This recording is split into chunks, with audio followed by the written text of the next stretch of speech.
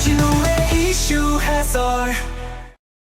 팩트 전달과 보수 진영 논리 전파를 위해 여러분의 구독과 좋아요가 필요합니다. 국민의힘 주진우 의원입니다. 오늘 이재명 대표 공직선거법 위반에 대해서 공시송달 결정이 이루어졌습니다. 매우 이례적이고 어떻게 보면 야당 대표로서 국민들 앞에 굉장히 부끄러운 짓을 한 것인데요. 그 부분에 대해서 간단히 설명드리겠습니다.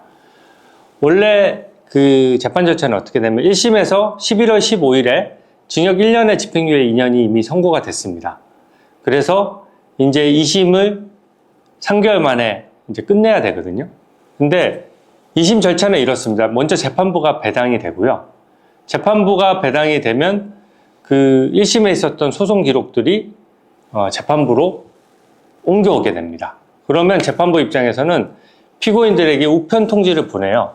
소송 기록이 다 접수됐다.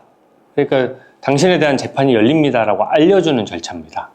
그래서 간단해요. 소송 기록 접수 통지서라는 것을 이재명 피고인의 집으로 보내고 그 집에서 본인이 없더라도 본인 가족이 대리 수령하면 바로 그때부터 재판 날짜가 잡히게 되는 겁니다. 재판을 하기 전에 이재명 대표가 억울하다라고 하니까 항소이유서라는 거를 제출받거든요. 이재명 대표 측에서 항소이유서를 20일 내에 이제 제출해야 되는 거예요. 근데 이 소송 접수 통지라는 거 받지 않으면 항소이유서를 제출하는 기한이 시작되지는 않습니다. 그러니까 재판 자체가 열리지 않고 멈춰버리는 것이죠. 근데 제가 참 어이없게 생각하는 것이 12월 9일자에 이제 그 재판부에서 검찰로 우편 접수 통지를 보내고 피고인 이재명의 집으로 보냈어요. 검찰은 당연히 12월 9일 당일에 수령을 했습니다. 이게 정상적인 절차예요. 그리고 근데 이재명 대표 집에는 오늘 확인을 해보니까 이사불명으로 전달이 안 된 겁니다. 이사불명은 뭐냐? 내가 이사를 갔는데 다른 주소지를 알 수 없어서 전달이 안 되는 경우예요. 그러니까 이재명 대표가 그 사이에 집을 이사하고 거기에 대해서 주소를 재판부에도 안 알려준 겁니다. 그러니까 우편 배달부가 가서 그 소송기록 접수 통지서를 전달하려고 해도 이거를 엉뚱한 집에 간 것처럼 된 것이죠. 그래서 12월 11일자에 이 재판부에서 다시 한번 소송기록 접수 통지를 보냅니다. 재판부 입장에서는 옮긴 주소지를 확인하는 게 가능하거든요. 그래서 옮긴 주소지를 그 사이에 파악을 한 것 같아요. 그래서 불과 이틀 만에 다시 소송기록 접수 통지서를 두 번째 보내죠. 그 사이에 제가 이 부분을 계속 민주당에 주장을 해왔습니다. 이재명 대표께 소송기록 접수 통지를 안 받는 거는 거의 재판을 미루려는 자범들이나 하는 일이기 때문에 야당 대표로서 어떻게 이럴 수가 있냐. 우리 법치주의 정신상 모든 사람과 공평하게 재판이 진행돼야 되는데 이거는 재판 통지서를 정상적으로 받아달라 이렇게 계속 요청을 했거든요. 근데 또 안 받았어요. 그러니까 오늘 공시송달이라는 절차에 들어간 겁니다. 공시송달은 뭐냐면요.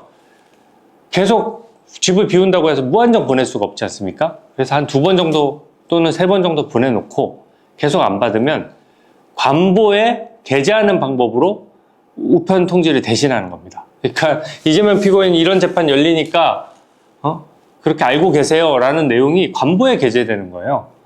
그러고 관보를 읽을 시간을 좀 줘야 되니까 2주간 게재하고 나면 우편 서류가 송달된 것으로 간주합니다.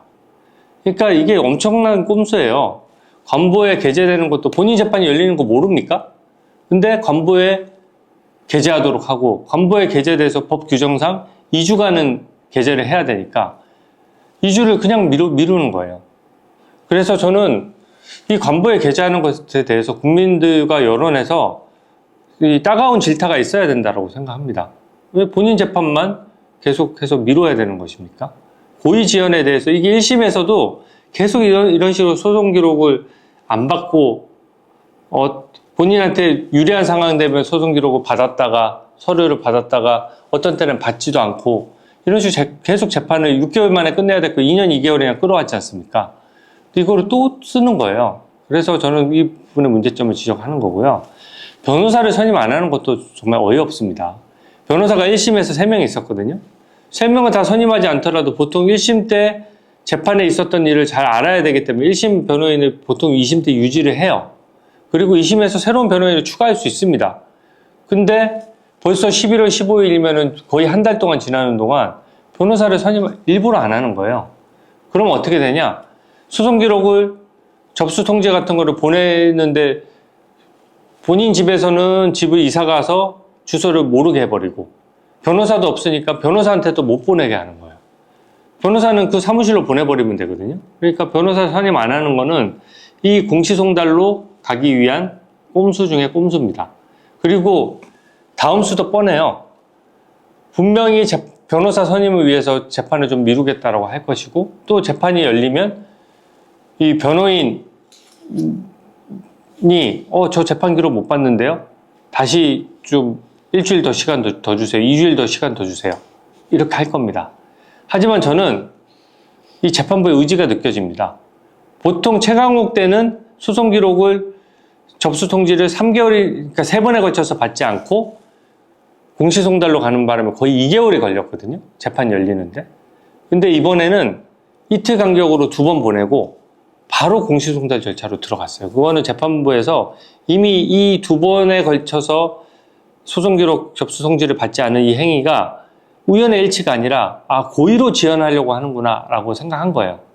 그러니까 이거는 보내봤자 3번째 보내봤자 받을 가능성이 없다라고 보고 바로 공시송달로 들어간 것이거든요.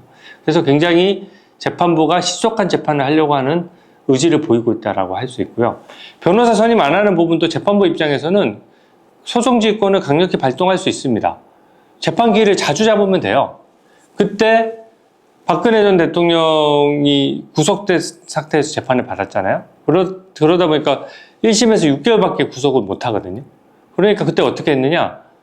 박근혜나 이명박 전 대통령 같은 경우에는 구속된 상태에서 1심을 마치기 위해서 재판장들이 엄청나게 노력을 많이 했어요. 그래서 재판 기일을 특별기일 이렇게 잡아서 일주일에 3번씩도 재판을 했습니다. 아마 기억하실 거예요. 그러면 이재명 대표에 대해서도 재판을 느슨하게 할 게 아니라 이렇게 고의 지연한다라고 하면 재판을 일주일에 2번, 3번씩 열어서 해야 되는 것입니다. 그리고 이재명 피고인의 경우에는 종전에 1심에서 워낙 많은 증인들을 불렀기 때문에 도대체 어떤 증인을 새로 부릅니까? 새로 부를 증인이 없어요. 증인이라고 하는 건 이 사건과 관련이 있거나 목격을 했거나 경험을 했거나 이 사건에 대해서 뭔가 아는 사람이어야 되거든요. 아는 사람은 다 불렀어요.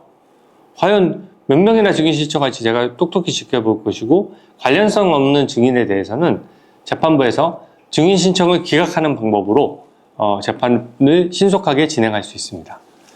제가 오늘 공시송달된 거 보고 정말 야당 대표로서 해도 너무한다 싶어서 지금 긴급해서를 찍었는데요. 제가 이런 꼼수에 대해서 국민들께 뻔뻔히 낱낱이 알려드리고 그때그때마다 저희도 재판부에 소송지휘권 발동을 촉구하는 탄원서를 내든 주장을 하든 그렇게 해서 꼭 이 재판 신속히 이루어지도록 최선을 다하겠습니다. 오늘 해설 이것으로 마칩니다. 주진우의 이슈 해설